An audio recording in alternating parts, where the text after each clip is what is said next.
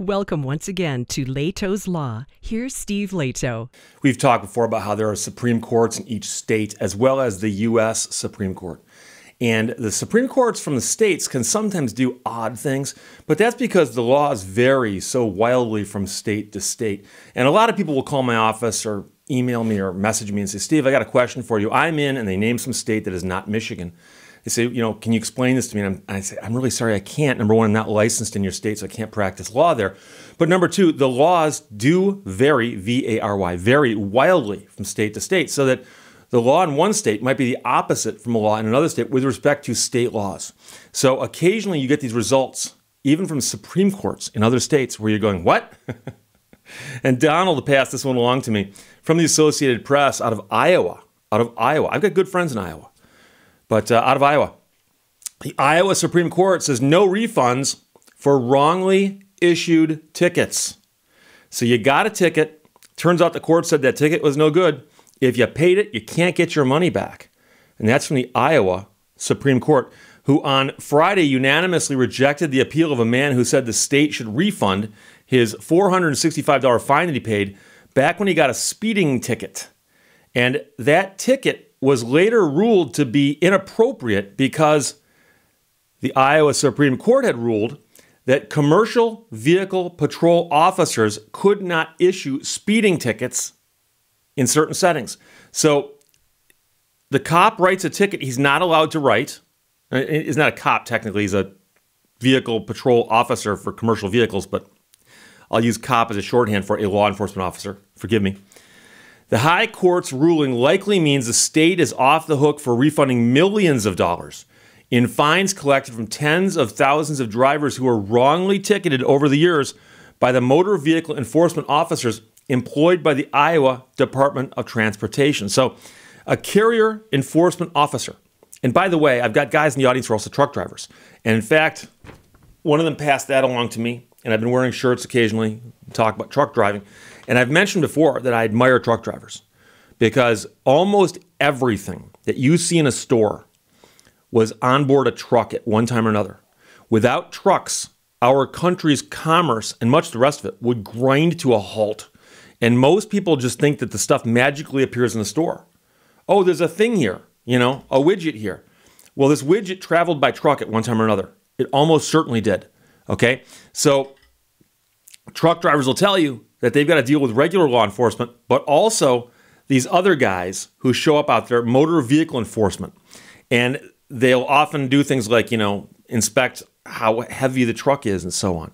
So it's another story altogether. But a carrier enforcement officer stopped this man for speeding in 2016.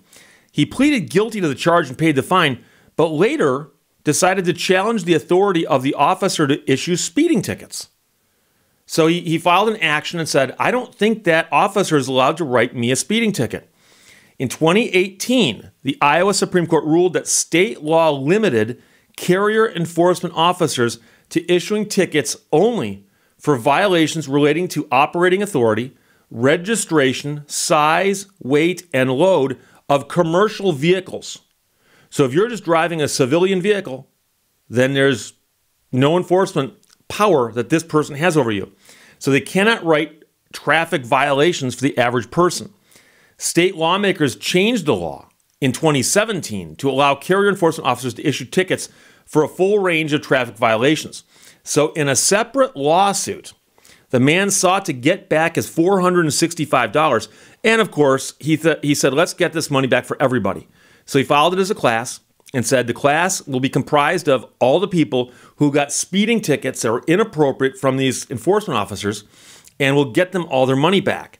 So he sought class action status, and it turns out that they thought this might involve thousands of motorists ticketed by carrier enforcement officers in the 5 to 6 years before the law was changed, and also to recover the fines they paid.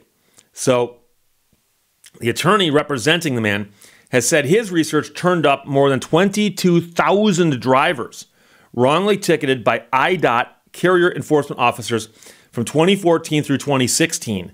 So the average ticket was about $150, potentially amounting to more than $3.3 million in wrongly paid fines over 2 years.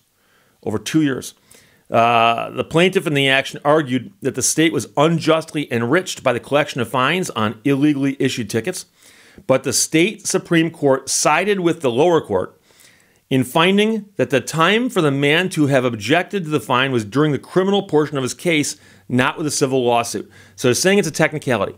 The man went to court on this ticket, actually paid it, and then filed a lawsuit and said that was inappropriate. And they're saying what you should have done is objected at that point in time there if you lost that and appealed that up.